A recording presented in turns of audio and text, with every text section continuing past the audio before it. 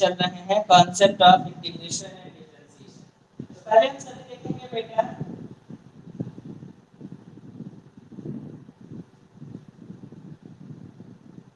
Differentiation, देखते हैं क्या होता है।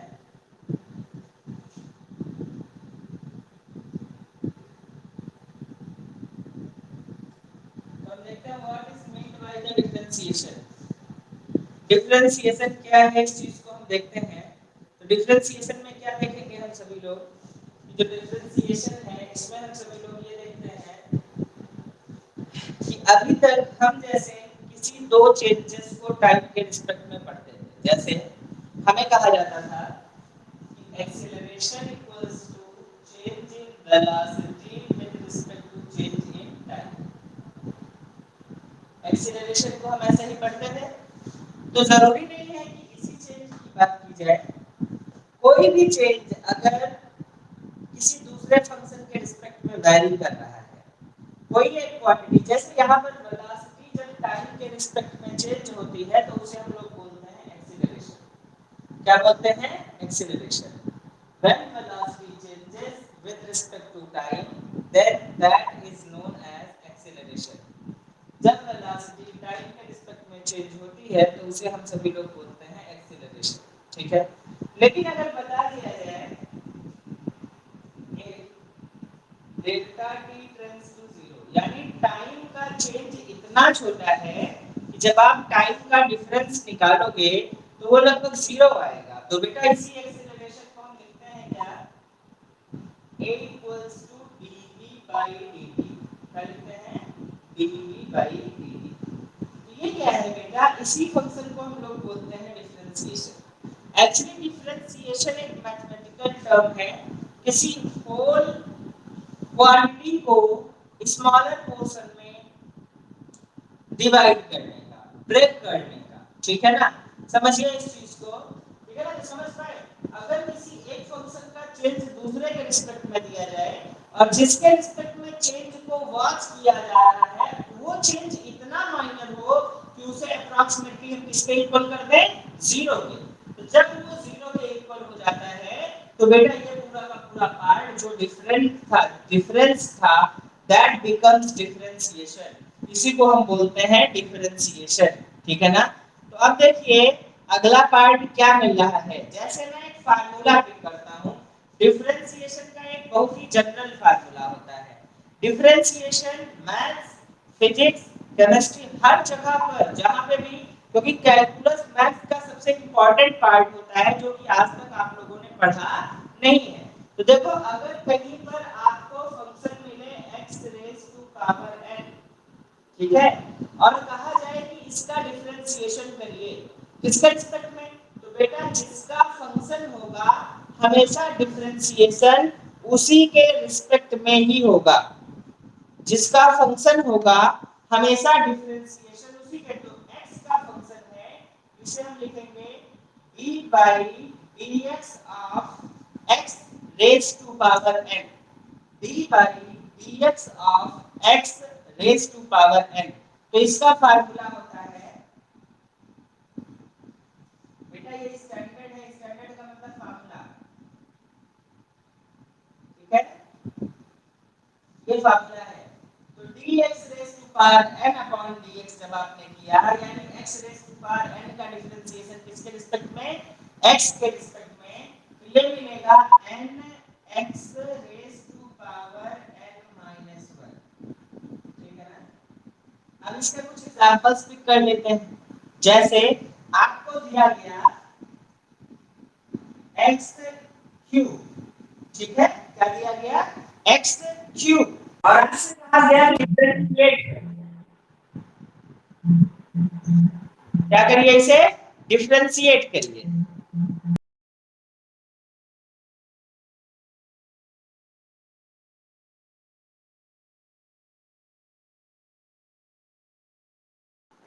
नोट करिए बेटा इसे, एक मिनट।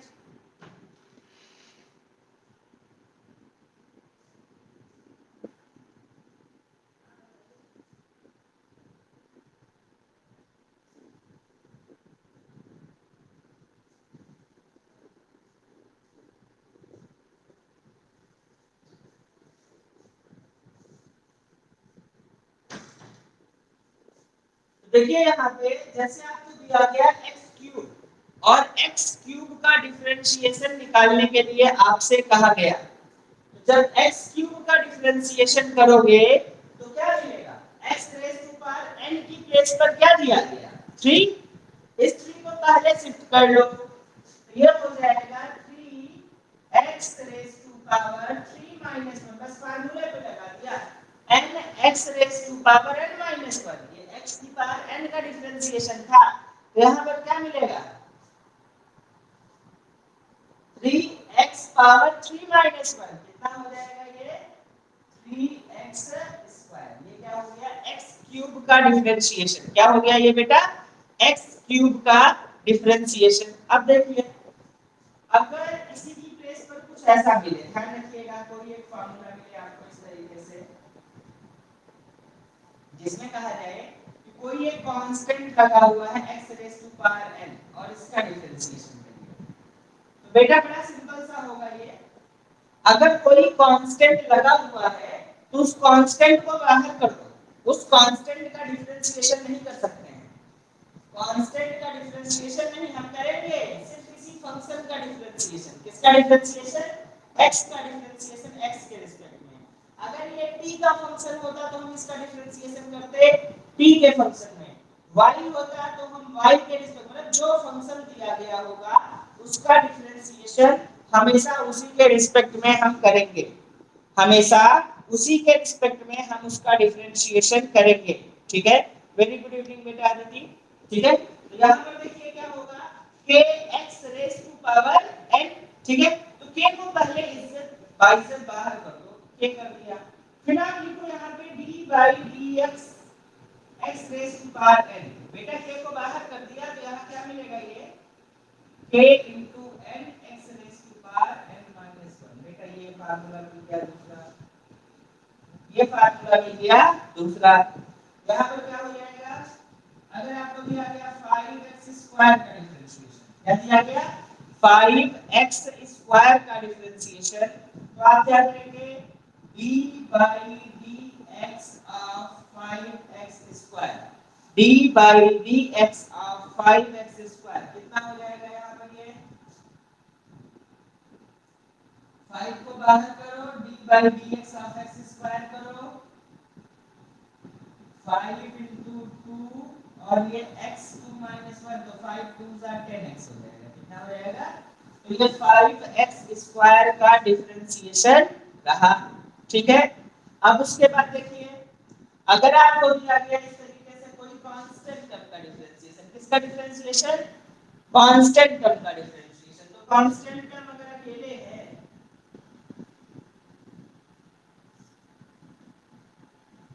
बेटा इसका डिफरेंशिएशन हमेशा क्या होगा 0 होगा, क्या होगा 0 होगा हमेशा, इसका डिफरेंशिएशन हमेशा, अगर कोई कांस्टेंट अकेले आ रहा है तो उसका डिफरेंशिएशन 0 होगा, अगर कोई कांस्टेंट 0 अकेले नहीं आ रहा है तो उसका डिफरेंशिएशन 0 नहीं होगा, क्या होगा उसका मल्टीप्लिकेशन हो जाएगा। चलिए देखते हैं यहाँ पे, जैसे आपको एक से ज्यादा टर्म कहीं पर दे दिए गए, आपको एक से ज्यादा टर्म कहीं पर दे दिए गए प्रोडक्ट में, देखो यहाँ पे जैसे दिया गया दो फंक्शन दे दिए गए, कहा गया कि एक फंक्शन है fx और दूसरा फंक्शन है gx, तो कहा गया fx into gx का डिफरेंशिएशन करो, तो कोई दिक्कत नहीं है, बड़ा सिंपल सा केस होता है, जब आपसे कहा गया d by dx of fx into gx करो, यह हो जाएगा first function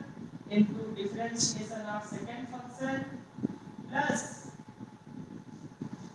differentiation of second function plus second function into differentiation of first function। आई बात समझ में, इसका समझ में आया बात बेटा ये, ठीक है ना। तो ये इतना सा पार्ट आपके पास, हालांकि इसको हम लोग अलग से बाद में समझेंगे, ठीक है ना। अब देखो ये जो बेसिक है इसका एक फंडामेंटल हमारे पास और होता है जो सबसे ज्यादा यूज किया जाएगा, ठीक है ना, जो मैथ्स किए हैं वो आगे इस पे वर्क करेंगे, जब हमें कभी इसकी यूज होगी तो हम उस समय उसको देखेंगे। अब देखो जिसका एक्चुअली इस चैप्टर में जबरदस्त यूज होना है उस चीज को देखो, जैसे आपको दे दिया गया 5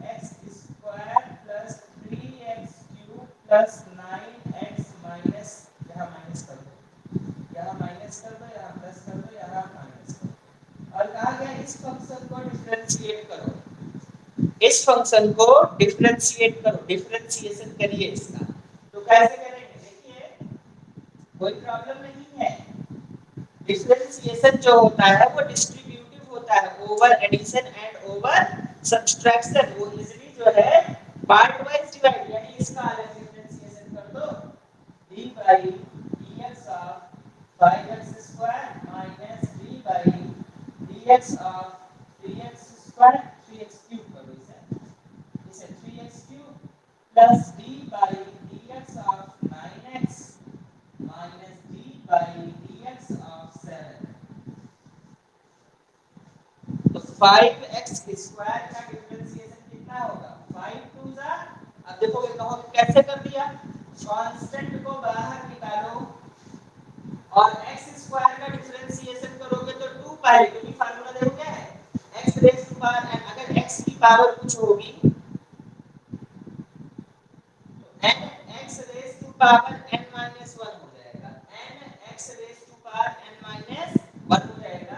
यहाँ पर देखिए कितना हो जाएगा, 2x अकेले, क्यों, क्योंकि ये 2 पहले आएगा और 2 माइनस 1 पावर 1 हो जाएगी और उस 1 को लिखने की नीड नहीं होती है।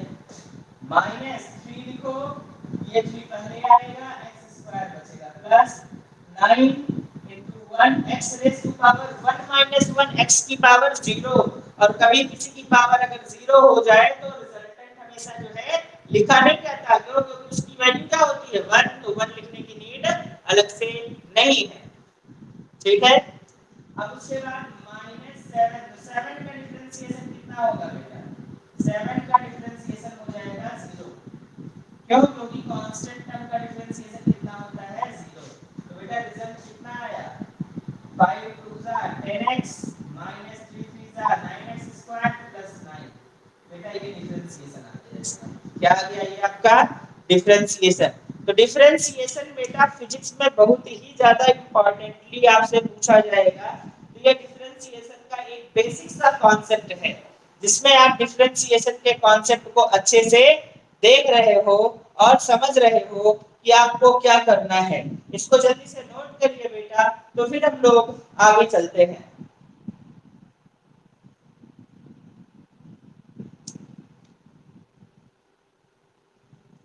डिफरेंशिएशन में बताया गया कि कभी भी अगर किसी एक क्वांटिटी के रिस्पेक्ट में दूसरे में चेंज हो, जैसे बताया गया कि जो वेलोसिटी होती है वो टाइम के रिस्पेक्ट में जब चेंज हो, और अगर जिसके रिस्पेक्ट में चेंज हो रहा है वो चेंज इतना स्मॉल हो कि लगभग लगभग वो 0 हो जाए, तो बेटा it can be written as dv by dt। क्या लिखा जाता है ये, dv by dt। तो यहाँ पर ये चीज मिली आपको, जल्दी से इसे नोट कर ले बेटा। तो मेरा भी डिफरेंशिएशन में ही है थोड़ा सा, ठीक है ना। लास्ट तक पहुंचते पहुंचते इंटीग्रेशन के कुछ कॉन्सेप्ट्स को हम लोग पिक करेंगे, जल्दी नोट करिए।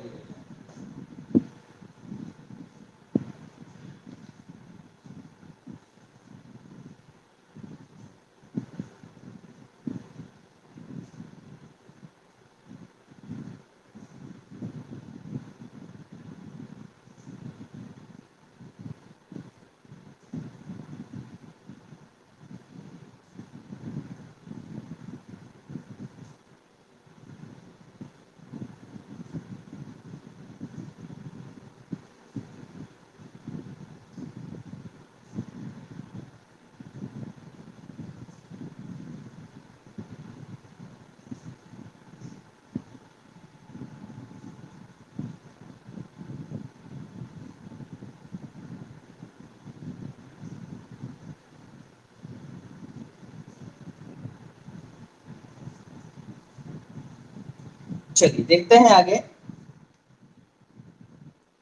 अब नेक्स्ट पार्ट देखिए बेटा, इसी में थोड़ा सा आगे और बढ़ते हैं, क्योंकि सिर्फ इतनी सी चीजें तो मिलेगी नहीं आपको ना, चीजों को थोड़ा सा और कॉम्प्लिकेटेड, तो रूट वैल्यूज के भी हम आसान, देखो कुछ तो मैं याद करा दूंगा आपको भी, ठीक है ना, कुछ याद हो जाएंगे, कुछ के डिफरेंशिएशंस क्या होते हैं ये लर्न हो जाएंगे।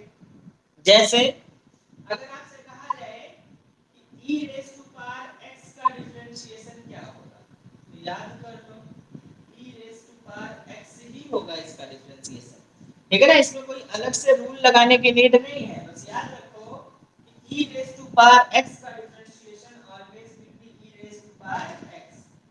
अगर आपसे कहा जाए d by dx of e raise to power x तो it will be e raise to power x। ये जो होगा वो e raise to power x ही होगा। सेकंड पार्ट आपको जो दिया जा रहा है वो है अगर कभी भी log x का डिफरेंशिएशन मिले, क्या मिले log x का, तो बेटा ये 1 by x होगा, याद कर लो इसे, ठीक है ना। कभी भी अगर d by dx of sin x मिले तो ये होगा cos x। आप लोगों को इस सेशन के लास्ट तक पहुंचते पहुंचते मैथ्स में ये पढ़ाया जाएगा, डोंट वरी फॉर इट ये कैसे आ रहा है। हाँ, हम वो चीजें जरूर बता देंगे जो फिजिक्स में यूटिलाइज होंगी प्रॉपर्ली, ठीक है ना। और डिफरेंशिएशन के बेसिक कॉन्सेप्ट्स को भी आपको अच्छे से यहाँ पर बताया जा रहा है, ठीक है ना। तो d by dx of cos x जब करोगे ये हो जाएगा माइनस sin x, ठीक है। फिर इसके बाद देखो अगर आपको दिया जाए d by dx of root x तो ये होता है 1/2 root x। चलो इसको मैं बताता हूँ, ठीक है। देखिए यहाँ पे ये सब तो ऐसे याद कर लेंगे बेटा आप, आपके लिए थोड़ा सा इजी और कन्वीनियंट होगा, क्योंकि इन सब का डेरिवेशन जो है प्रॉपर्ली या इन सब का फार्मूलाइजेशन जो है वो फर्स्ट प्रिंसिपल से होगा। और फर्स्ट प्रिंसिपल में आपको थॉरोली बताया जाएगा कि ये कैसे हुआ है, ठीक है ना। फर्स्ट प्रिंसिपल कैलकुलस का जो सबसे इनिशिएशन होता है बेटा डिफरेंशिएशन का, वहां से रिलेट करेगा। देखिए यहाँ पर क्या होगा, जैसे अगर आप इसे लिखोगे d by dx of root x, तो root x का मतलब x raised to power 1/2 होता है, रूट का मतलब पावर 1/2 होता है। तो बेटा जब इसको लेकर के चलोगे तो ये हो जाता है d by dx of 1। तो देखो जब आप इसको लेकर के चलोगे तो ये x की पावर n की तरीके से ही तो हुआ, तो 1/2 पहले आ जाएगा, क्या आ जाएगा 1/2 पहले, और ये हो जाएगा x की पावर -1, यानी 1/2 से आपने -1 कर दिया, 1/2 -1 -1/2। तो यहाँ पर कितना मिल गया आपको 1/2 x रेज़ टू पावर। तो बेटा देखो जो ऊपर पावर माइनस में दी गई है तो पावर को प्लस करने के लिए आप उस x पावर 1/2 को नीचे ले जाइए। जब आप लेकर के जाओगे तो कितना मिलेगा 1/2 तो था ही, तो ये नीचे आएगा तो हो जाएगा x की पावर 1/2, और पावर 1/2 का मतलब रूट वैल्यू, तो फिर से ये क्या हो गया 1/2 x। बेटा ऐसे ही आपके पास आ गया, ठीक है ना। तो यहाँ पर अब देखिए जैसे आपको फिर से एक फंक्शन दिया गया 3√x plus 5x cube minus 9x plus 7x square plus 3। कहा गया डिफरेंशिएट दिस होल फंक्शन, इस पूरे के पूरे फंक्शन को डिफरेंशिएट करिए, ठीक है ना।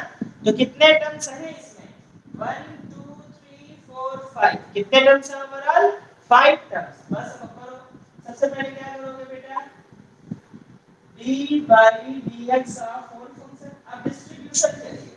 जब आप डिस्ट्रीब्यूशन करोगे तो d by dx of 3√x plus d by dx of 5x cube minus d by dx of 9x plus d by dx of 7x square plus d by dx of 3, ठीक है ना।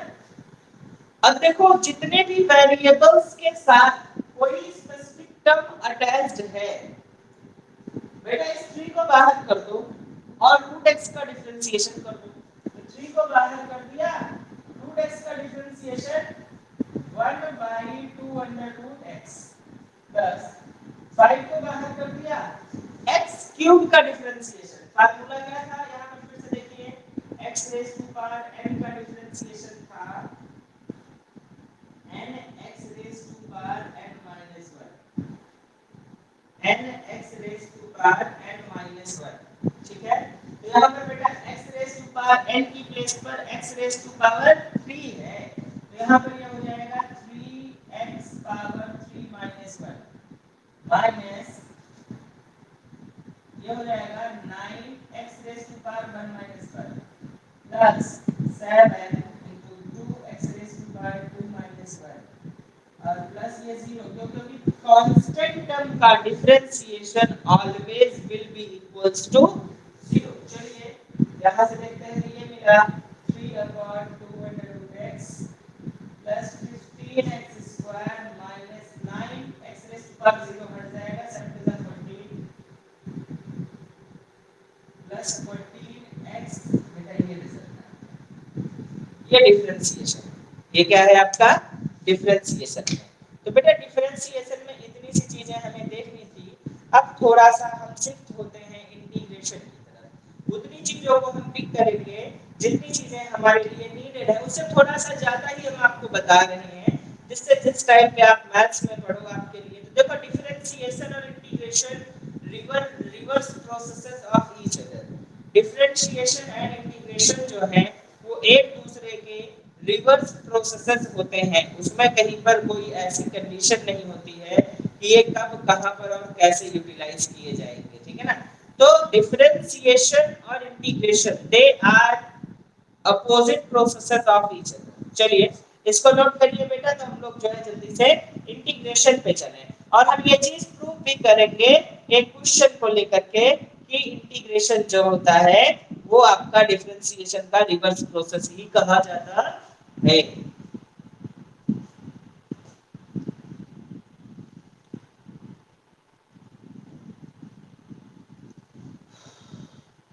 Note कर लिया बेटा।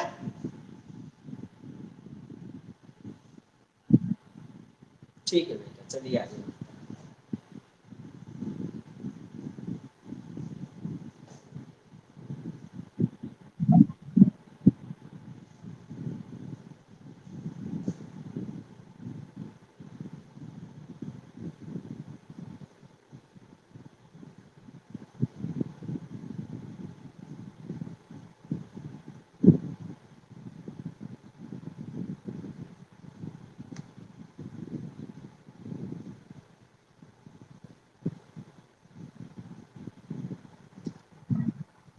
ठीक है बेटा।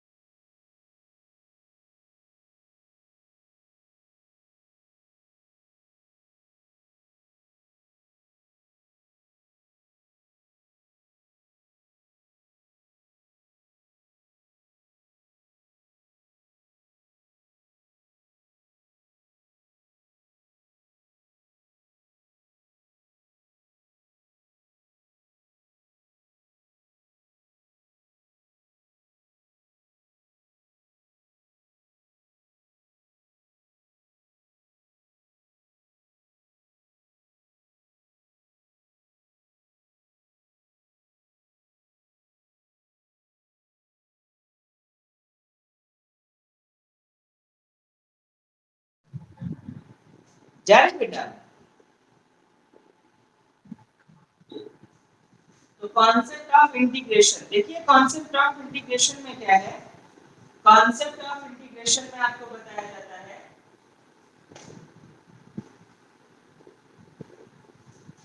Concept of integration जो डिफरेंशिएशन आपने पढ़ा। डिफरेंशिएशन में क्या पढ़ा था d by dx of x raised to power n equals to n x raised to power n minus 1।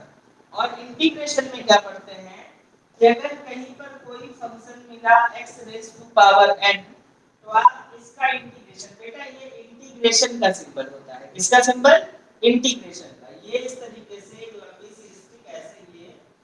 ठीक है ना, ये इंटीग्रेशन का सिंबल कही जाती है, ठीक है, बार-बार ध्यान दीजिएगा, ये जो सिंबल है आपके पास ये इंटीग्रेशन का सिंबल है, ठीक है। तो यहाँ पर इसको किसके रिस्पेक्ट में इंटीग्रेट करेंगे, बेटा जो फंक्शन होगा उसी के रिस्पेक्ट में इसको भी। इंटीग्रेशन का मतलब होता है स्मॉल पार्ट से होल पार्ट को कॉन्क्लूड करना, ठीक है ना। डिफरेंशिएशन का मतलब होता है कि लार्ज पार्ट से स्मॉल पार्ट पर जाना, ठीक है ना, एक होल क्वांटिटी को सब डिवाइडेड क्वांटिटीज में डिवाइड करना।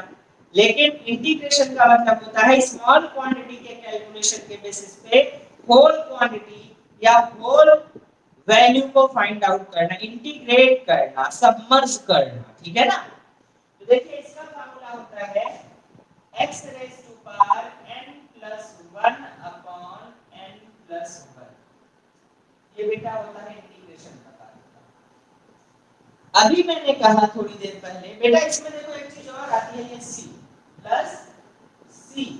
ये c क्यों आता है समझो, देखो बेटा c इसलिए आता है क्योंकि कांस्टेंट टर्म, इसको बोलते हैं इंटीग्रेशनल कांस्टेंट, ठीक है ना, इसको क्या बोलते हैं इंटीग्रेशनल कांस्टेंट। तो यहां पर देखिए d/dx of x raise to power n, ये हो गया n x raise to power n - 1। जब आप इसे समझोगे और आगे लेकर के बढ़ोगे तो क्या मिलेगा, ध्यान दीजिए, जब आप इसका कैलकुलेशन करना स्टार्ट करते हो तो क्या चीजें किस तरीके से आपको मिलती हैं। जैसे आपको दिया गया एक टर्म ये 3x क्यूब प्लस 9 और कहा गया कि इसका डिफरेंशिएशन करिए। चलिए करना स्टार्ट किया आपने, d/dx जब आपने डिफरेंशिएशन कर दिया, ठीक है, ये कौन सा इंटीग्रेशन है बेटा, इनडेफिनिट इंटीग्रेशन। इनडेफिनिट का मतलब क्या होता है, यानी कोई लिमिट नहीं है, होल वैल्यू का इंटीग्रेशन है आपका। पहले इसको समझिए तो बताते हैं उसको, उसका क्या मतलब हुआ। देखो जब इसका डिफरेंशिएशन किया ये हो जाएगा 3 * 3x² + 0, यही तो होगा। क्यों, जो कि 3 को बाहर करेंगे, डिफरेंशिएशन थोड़ी देर पहले बताया, कांस्टेंट टर्म को बाहर करेंगे, पावर मल्टीप्लाई में आएगा और पावर एक कम हो जाएगा, तो ये हो गया, और कांस्टेंट टर्म 0। हमने एक स्टेटमेंट बोला कि differentiation and integration are reverse processes of each other. Differentiation and integration एक दूसरे के रिवर्स प्रोसेसेस हैं। तो बेटा इसका मतलब ये जो 9x² आया, इस 9x² का इंटीग्रेशन करने पर हमें पूरा का पूरा वो मिलना चाहिए। चलिए करते हैं इंटीग्रेशन। इंटीग्रेशन करोगे तो क्या मिलेगा, देखो dx के रिस्पेक्ट में करोगे तो बेटा बड़ा सिंपल सा केस है, जो कांस्टेंट है उसको बाहर कर दो 9 और फिर क्या है x raise to power n plus 1। तो यहाँ पर x की पावर 2 + 1 अपॉन 2 + 1, ठीक है। और यहाँ पर देखो बेटा जब सॉल्व करोगे तो मिलेगा 9 * x³ अपॉन 3, 3 × 3 = 9, ये कितना हो गया 3x³ बेटा, ये तो मिल गया।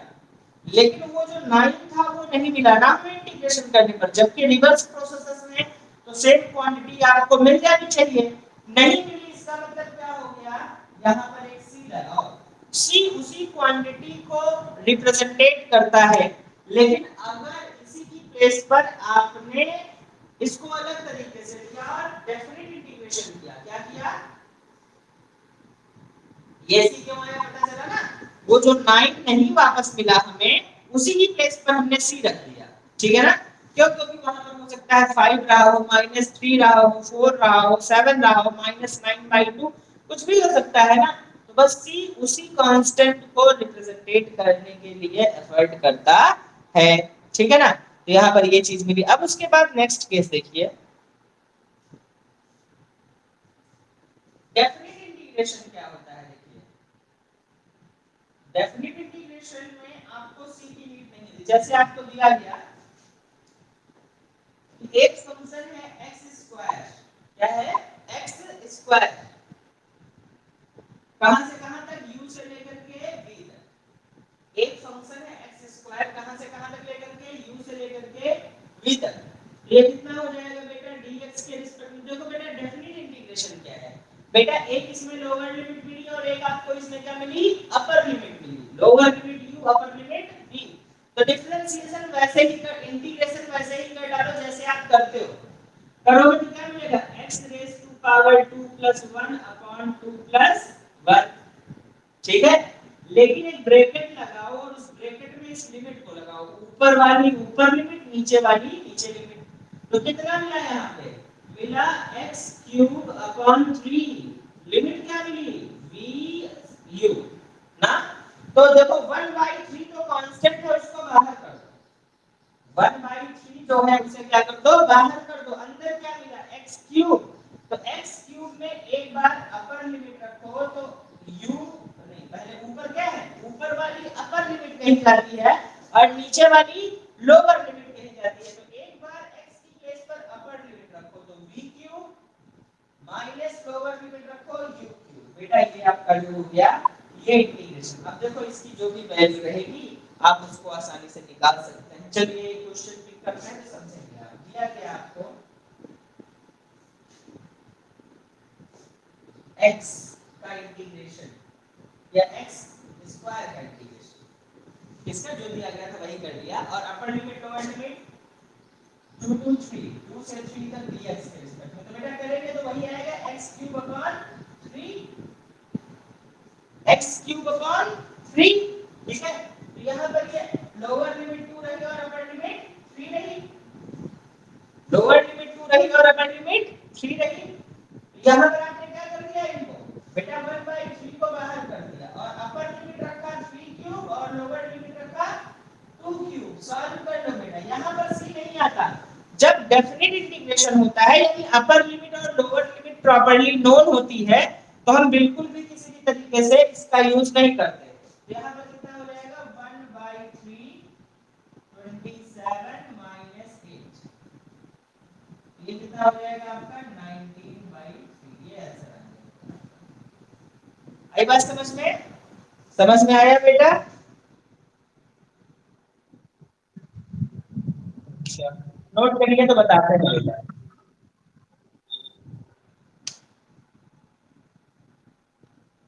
देखिए फिर से अच्छा पहले देख लो, इंटीग्रेशन समझ में आया बेटा? याद तो क्या करना है, जहां पे x raise to power n होगा उसका कांस्टेंट उसमें क्या करोगे, x raise to power n plus power 1 बढ़ा दो और डिनोमिनेटर में भी 1 बढ़ा दो, बस सीधे सीधे आपको आपका रिजल्ट मिल जाएगा, ठीक है ना। सीधे सीधे आप बढ़ा दो बेटा, माइक बंद करिए प्रगति।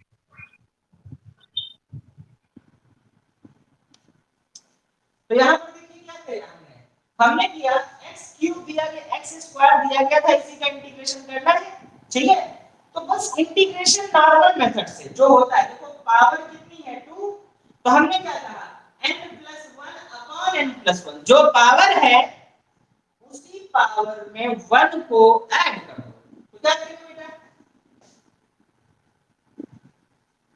x raise to power 3 2 + 1 2 + 1 upon 2 + 1, बस देखो बस n की प्लेस पर क्या कर दिया बेटा 2 रख दिया, तो यहाँ पर क्या हो गया x raise to power 2 + 1 upon 2 + 1, तो यहाँ पर 2 + 1 ये मिला और 2 + 1 ये मिला, लेकिन जो अपर लिमिट लोअर लिमिट है इसका कांसेप्ट यहाँ पर इंटरप्रेट होगा, ये हो जाएगा 2 to 3, कहां से कहां तक 2 से लेकर के 3 तक, तो ये कितना हो जाएगा बेटा, ये जो डिनोमिनेटर का 3 है इसको बाहर कर दिया ना, यहाँ पे कितना मिला आपको x³ अपॉन 3 फ्रॉम 2 to 3, कहां से कहां तक 2 से लेकर के 3 तक, तो यहाँ पर क्या कर दिया, एक बार आपने इसकी प्लेस पर 3 रखा और फिर इसकी प्लेस पर 2 रखा, तो 3³ माइनस 2³ कर दिया, क्या किया अपर लिमिट पहले रखी, बीच में माइनस लगाया और उसके बाद लोअर लिमिट रख दिया, तो x³ था तो 3³ upper limit minus lower limit 2³ 27 minus 8 करके सीधे सीधे आपने इसे सॉल्व कर दिया। अब कुछ बात समझ में आई बेटा? तो बस इसी तरीके से जब बेटा कुछ चीजें करेंगे तो सब क्लियर होगा, ठीक है ना। अभी आज इसके कॉन्सेप्ट को बता दिया है, ठीक है। अभी इसके कॉन्सेप्ट को आज देखिए, चलिए 2-3 फार्मूले इसके भी है, मैं आपको बताता हूँ अच्छे से, ठीक है ना। तो 2-3 फार्मूले इसके याद है, बाकी कल इसकी एक्सरसाइज प्लस प्रैक्टिस सेट में आप लोगों को दूंगा, लगभग 10 से 15 क्वेश्चन का प्रैक्टिस सेट, तो चीजें क्लियर होगी। कल अभी इसी पे रहेंगे बेटा, ठीक है ना। और फिर उसके बाद मोशन पिक करेंगे ना, तो मोशन जो पढ़ा रहा था कल, क्योंकि मोशन में इसका बहुत थॉरोली यूज होना, और डिफरेंशिएशन इंटीग्रेशन बेटा ये तो फिजिक्स इसके बिना आप एज्यूम भी नहीं कर सकते हो, इसलिए बहुत ज्यादा जरूरी होगा ये, ठीक है। इसको रफ कर रहा हूँ और फिर 2-3 फार्मूले इसके हैं उसको बताता हूँ, और फिर क्लास को जो है हम लोग ड्रॉप करेंगे।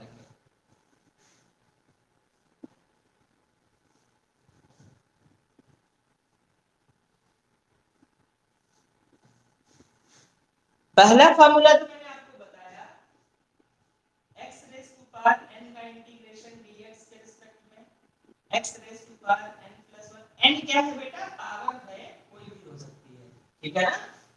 दूसरा आपको दिया गया, अगर कभी भी किसी भी k का इंटीग्रेशन दे दिया जाए, तो बेटा k के साथ कुछ नहीं है ना, तो हम मान लेते हैं कि x की पावर 0 होगा, क्या होगा, x की पावर 0, तो हम इसे लिखते हैं kx, क्या लिखते हैं, kx प्लस c, क्यों, क्योंकि k के साथ जब कुछ नहीं है तो 1 तो माना जा सकता है ना, क्योंकि 1 तो हर नंबर के साथ होता है, और x की पावर 0 1 ही तो होगा। या फिर अगर आपको ये मिल जाए इंटीग्रेशन ऑफ x dx, सिर्फ dx मिले, इसके साथ कोई नंबर ही ना रहे, जब कोई नंबर नहीं रहेगा तो इसको 1 मान सकते हो, 1 का मतलब x की पावर 0 हो, जब इसको सॉल्व करोगे तो x की पावर 0 प्लस 1 अपॉन 0 प्लस 1, तो बेटा इसका भी रिजल्ट कितना आएगा, इसका रिजल्ट कितना आएगा, x प्लस c। बेटा ये तीन फार्मूले आप अलग-अलग ध्यान रखो बस, और कुछ भी नहीं, ठीक है ना। इंटीग्रेशन डिफरेंशिएशन के कॉन्सेप्ट कल हम क्वेश्चंस इसके करेंगे, क्वेश्चन सेलेक्ट कर लेंगे और फिर उन क्वेश्चंस को फॉरवर्ड करेंगे आपके पास, एक्सरसाइज शीट कल आप लोगों को दी जाएगी, ठीक है ना। तो आज की क्लास को बेटा इतने पे ही ड्रॉप किया जा रहा है, कल हम लोग फिर से मिलेंगे, ठीक है ना। एक चीज और बेटा, सभी लोग गार्जियन से कह करके प्लीज फीस सबमिट करवाइए, ठीक है ना, क्योंकि it is compulsory to carry the class, क्योंकि टीचर्स को जब तक उनका एफर्ट का रिजल्ट नहीं मिलेगा तब तक बेटा चीजों